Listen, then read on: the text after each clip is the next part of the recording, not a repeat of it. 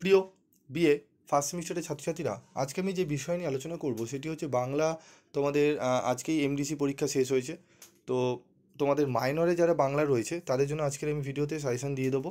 এবং তোমাদের প্রিভিয়াস ভিডিওতে আমি তোমাদের মডেল 1 এবং মডেল 2 কভার করে দিয়েছি।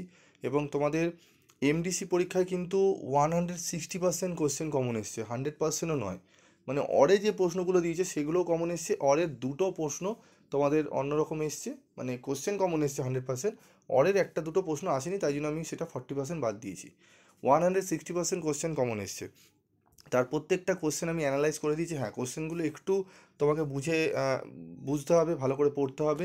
যারা উত্তর ঠিকঠাক করে পড়েছে তারাই বুঝতে পেরেছে, অনেকে বুঝতে পারেনি, তবে ম্যাক্সিমাম ছাত্রছাত্রীদের পরীক্ষা খুব ভালো গেছে। ঠিক আছে, তো আজকে আমি আলোচনা করব মডেল 3 নিয়ে কী কী প্রশ্ন তোমরা পড়বে। তো দেখো, প্রথম 1 নম্বরের যে প্রশ্নটি রয়েছে এটি তোমরা ভালো করে পড়বে। ঠিক আছে, এই প্রশ্নটি ভালো করে পড়বে 1 নম্বরে মাইনরদের। তারপর পড়বে তোমরা হচ্ছে এই প্রশ্নটি ভালো করে একটু তোমাদের 3 নম্বর প্রশ্নটি ভালো করে পড়তে হবে। এই 3 নম্বর প্রশ্নের মধ্যে বাংলা ভাষায় রামায়ণের শ্রেষ্ঠ অনুবাদকের আবির্ভাবকাল ও পরিচয় সংক্ষেপে উল্লেখ করে তার কাব্যের বিশিষ্টতা আলোচনা করে, এই প্রশ্নটি ভালো করে পড়বে। পড়বে চণ্ডীমঙ্গল কাব্যের শ্রেষ্ঠ কবিকে, তার শ্রেষ্ঠত্বের কারণগুলি নির্দেশ করো। চণ্ডীমঙ্গল কাব্যধারা শ্রেষ্ঠ কবির কবি প্রতিভার একটি সংক্ষিপ্ত মূল্যায়ন করো, এই প্রশ্নটি ভালো করে পড়বে। আরেকটি পড়বে ধর্মমঙ্গল কাব্যকে কেন রাঢ়ের জাতীয় মহাকাব্য বলা হয়। এই 5টি প্রশ্নের মধ্যে 1 নম্বর প্রশ্নটি পড়বে, তোমরা পড়বে হচ্ছে 3 নম্বর প্রশ্ন, 4 আর 5, এই 4টি প্রশ্ন পড়ে যাও।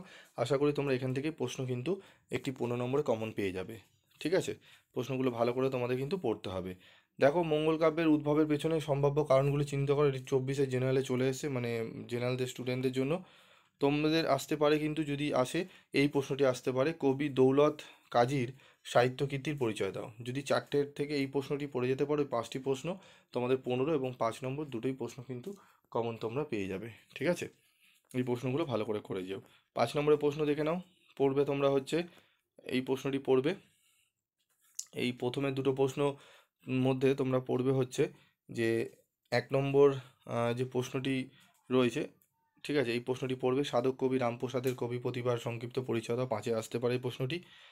ঠিক আছে, আর এইটি পড়বে শ্যামাসঙ্গীত রচনায় রামপ্রসাদ সেনের কৃতিত্ব কতখানি আর সংক্ষেপে আলোচনা করো। এবং 3 নম্বর প্রশ্নটি অন্নদামঙ্গল কাব্যে যুগগত প্রতিফলন বিষয়ে সংক্ষেপে আলোচনা করো। অন্নদামঙ্গল কাব্যটি নূতন মঙ্গল নামে পরিচিত হয়ে ওঠার কয়েকটি উল্লেখযোগ্য কারণ লিপিবদ্ধ করো। এই 3, 4 এবং 1 নম্বর প্রশ্ন, 1, 3, 4 এই 3টি প্রশ্ন পড়ে যাও।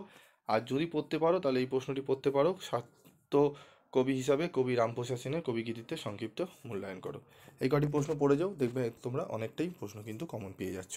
যেরকম জেনারেলদের কোশ্চেন কমন এসছে, যেরকম অনার্সদের কোশ্চেন কমন এসছে, তোমাদেরও কিন্তু কোশ্চেন কমন আসবে। এবং থার্ড সেমিস্টার যারা মাইনর রয়েছে তাদের জন্য এই সাজেশনটি অ্যাপ্লিকেবল। আজকের মতো ভিডিওটি শেষ করছি, দেখা হচ্ছে পরবর্তী ভিডিওতে। সকলে ভালো থেকো, সুস্থ থেকো।